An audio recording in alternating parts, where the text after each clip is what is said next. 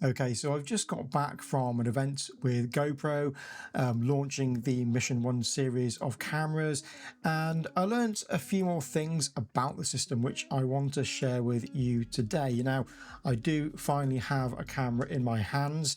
I haven't been able to test it yet, so I can't really comment on anything regarding the image quality firsthand just yet, but that's all to come.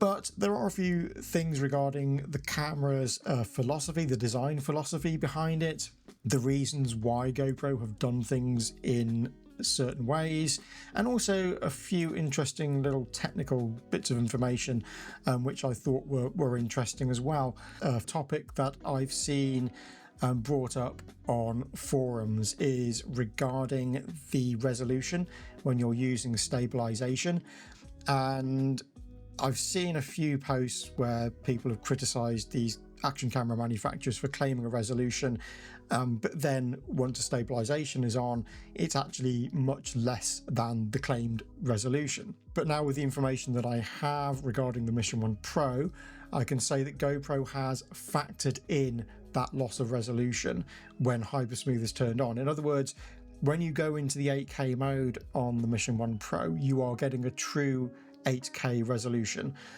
regardless of whether Hypersmooth is on or not, because it's been factored in. The sensor is actually slightly higher resolution than 8K. I think it's about 10% higher resolution. So the sensor on the Mission 1 Pro is actually higher resolution than 8K, and so when you have that 10% crop for the Hypersmooth stabilization, you are still getting a true 8K resolution out of it. So related to that is the crop factor when you put lenses onto the ILS version of the camera. GoPro is referring to it as a 3 times crop rather than 2.7 because again they're factoring in the Hypersmooth crop in as well.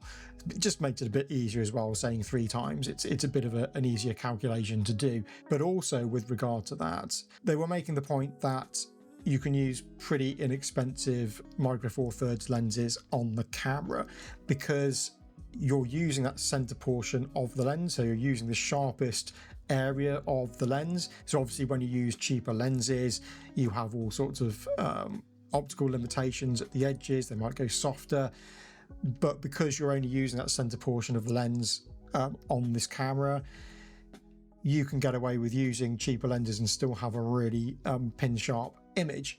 Now, for those who aren't aware, when you're using lenses on the ILS, you will get to tell the camera what focal length you're using so that the Hypersmooth can work properly.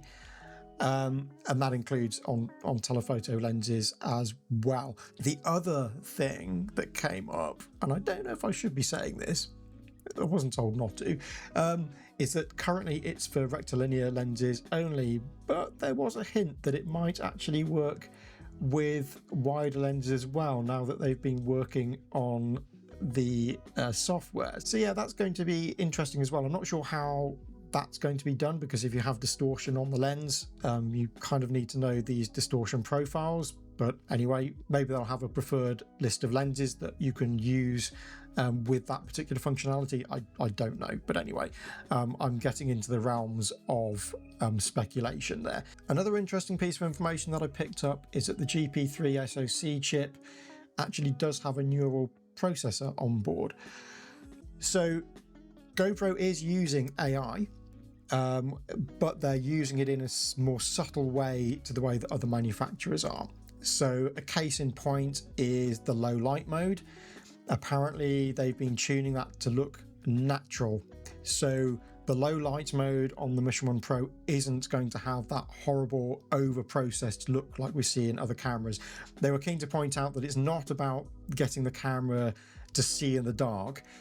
It's about getting really nice, natural, low light performance that you can intercut with other bigger cameras without effectively being ashamed of the image quality. So they want to maintain that really natural look. So they've balanced out the noise reduction and any sort of other enhancements that's going on. So hopefully that will bear out in reality, and what we'll have is one of the best low light modes around that doesn't look horrible and plasticky. I mean, anyone who's used the low light modes on the Insta360 and DJI cameras knows that it's not the best look. It gets you out of a situation, but it's not a mode that you would want to use extensively for an entire video. Whereas from what I gather on the Mission 1 series, they're making it so that it can be intercut effectively with other cameras without jumping out at you that this is some horrible over-processed new mode. So I was really glad to hear that, and I'm really keen to try that out. Another way that they're using this neural processor is with intelligent picture modes. So an example that was given was the dive mode. So you can use hypersmooth underwater, which makes it the only action camera on the market that can do that. But also the camera is taking into account how the colors are changing as you go deeper, how the wavelengths of light are changing, so that as you go deeper and the reds become less apparent, the camera is going to compensate for that as you dive deeper. So that's another interesting little thing that I picked up, and there are quite a few of these intelligent modes. I don't know the specifics of what the camera is analyzing in those different modes, but the dive mode was the most prominent example that they gave.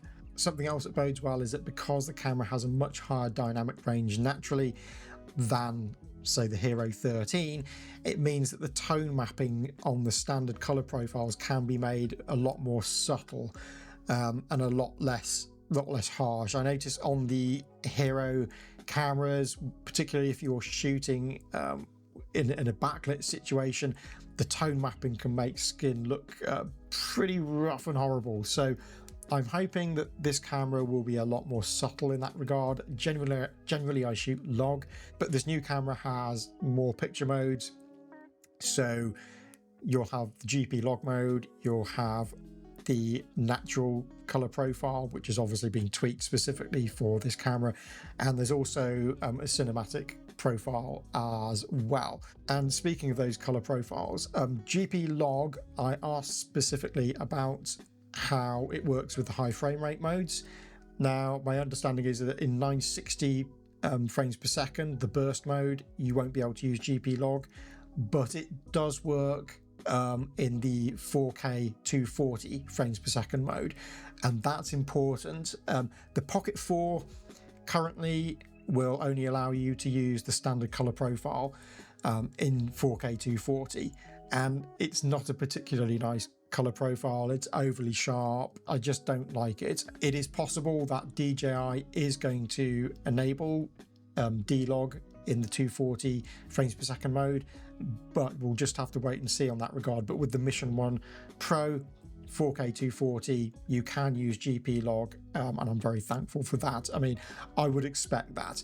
The only other outlier that I forgot to follow up on is, although it can't be used in the 960 frames per second mode, I forgot to ask whether it could be used in the 480 frames per second mode continuous. But as soon as I get this camera up and running, because it doesn't have a firmware that functions at the moment on it, but when I get that up and running, I'll be able to see. And you know, if I find anything more interesting, I'll follow up on this video with some updates on that. So one of the things that struck me is that it's very light. So they showed a few rigs there with like focus pulling attachments and some rails, and there was a very compact system setup, and I was surprised at just how light and portable it was in that configuration. And I think certainly for adventure documentaries or places where it's going to be really hard to take heavier kit, I do really see the ILS being a very useful system for that. And I know there's all this discussion of it over the autofocus, and you know, I don't think that's a big deal. GoPro views a camera like the ILS as a cinematic tool, so something you're going to be using for cinematography rather than going out and doing quick vlogging takes where you need autofocus and that sort of functionality. And there was a documentary maker there saying about how it was allowing him to move faster in adventure sports environments when he's making those documentaries. And I think looking at it, I can see how having a combination of the Mission 1 Pro and the Mission 1 Pro ILS would make for a pretty good combination of cameras for very lightweight, fast-moving documentary-style production. Now, obviously, these cameras are not going to replace big cameras for, you know, very serious productions. They're not going to be the A camera, but there are lots of circumstances where a camera like the ILS is going to be able to be used for situations where you just wouldn't want to use a larger camera, or even a mirrorless camera. You know, a cinematographer will set up the camera, the focus will be fixed, the composition will be fixed. It's a camera that can be used in very risky situations as well as in very, very tight spaces as well. But I've gone into that in other videos, and that's one of the reasons why, for me, the lack of an autofocus really isn't a big deal. I see it very much as a sort of modern day OG pocket cinema camera. That didn't have autofocus. In fact, the newer ones don't either. Only the I think it's a Cinema Camera 6K that does. But most of the other Blackmagic design cameras don't have a continuous autofocus feature on them, and nobody really bats an eyelid about that. So I'm not really sure why people are making such a big deal of it regarding the GoPro Mission 1 Pro ILS. Now, the camera has a 5 mic array, and there is in fact a stereo pair on the front, so you will get a true stereo recording from those front 2 mics. You've obviously got one underneath as well. It doesn't look like there's one on top, but there is a rear facing one, so if you're talking to someone who you're filming, you can get a good pickup of your voice as well, I guess. Now, on my previous videos, I've had comments about the bitrate. The high bitrate setting on the Mission 1 Pro is 240 megabits per second, and there have been some who have commented, well, that seems very low. Well, it's not really. I mean, 240 megabits per second is the minimum accepted bitrate for 4K on Netflix. It can be bumped up to 300 megabits per second, but I know some people are concerned about what happens when you go to 8K and you're using 240 megabits per second. Well, the Max 2 records 8K, and I'm using 300 megabits per second through the Labs firmware on that, and the picture looks perfectly fine to me.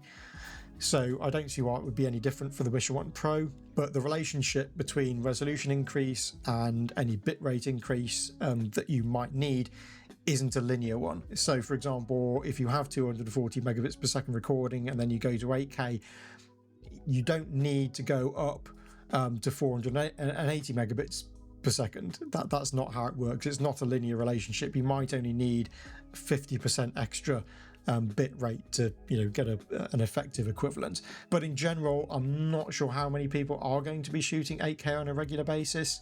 Obviously, to get the benefits of the low light modes, you're going to be using the 4K modes, because that enables the quad Bayer functionality of the sensor to come in. So 8K I still see as a little bit of a, yeah, it's cool to have, and you know, it's nice, but I don't think the majority of people are going to be using it on an everyday basis yet. It's the same with the Insta360 and the DJI camera. You know, we've got an 8K mode on the Action 6, and I don't know how many people are actually using it. The other factor with bit rates is the limitation of the cards that are available. Now, if you go to much higher recording rates on a mirrorless camera, you then start needing CF Express cards to get reliable recording. There is a limit to how far current SD cards can go, even with the highest performance ones. But what I was told was that the actual GP3 chip, you know, is capable of going much more. They can set it to whatever bit rate they wanted to. They could go up to 900 megabits per second if they want to. But as I say, the limitation here is the cards and the reliability of recording. Now, you could put an external recorder on it, because you can get up to 4K 60 out from the USB port. So that's an option if you do want to record ProRes. I guess just hook up your favorite recorder and you can do that. But we really do need to think about the practicalities and realities of recording to micro SD cards. And related to that, there was a brief discussion about why GoPro didn't put any internal storage into the camera like DJI has with the Action 6 and the Pocket 4. And it basically just comes down to cost. As you know, RAM prices right now are through the roof.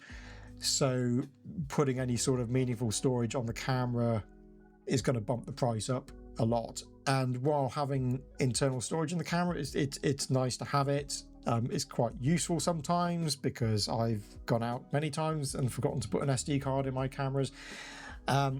It's not an absolute essential. So where does it fit with, say, the Hero series? This is a little bit of a grey area for me because GoPro very much sees the Hero series and the Mission 1 series as completely separate. And obviously the Hero 13 is still a current camera, that it's not getting replaced by the Mission 1 series. GoPro sees the Hero 13 and the other Hero cameras as being used for more passive capture, i.e. you're setting it and forgetting it, you're using it extensively for POV shots, whereas they see all of the Mission 1 series as being more active, more considered shooting, where you're not just mounting it on a helmet and going off and filming everything all day from just one point of view. The thing is, though, that the Mission 1 Pro series can be used for that, and it has a very wide angle lens on the Mission 1 Pro and the Mission 1.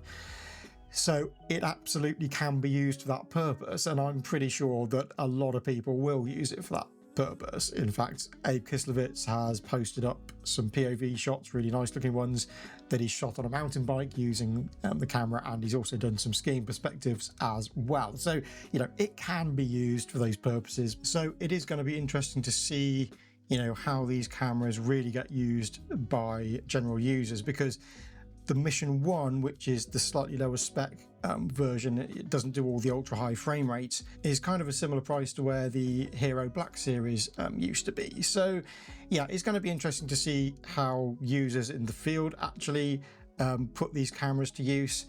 I can see in the future, even if a Hero 14 came out, I'm not completely sure of where that will fit in given the existence of the Mission 1. But anyway, we'll see what GoPro comes up with in the future regarding that. So anyway, that is just a quick update about the Mission 1. As soon as I get a working firmware for this camera, I will be testing it, and obviously I'll be producing a full review video. If anyone's interested, I'm considering doing a live Q&A about the camera. So if you'd be interested in that, just drop a comment below.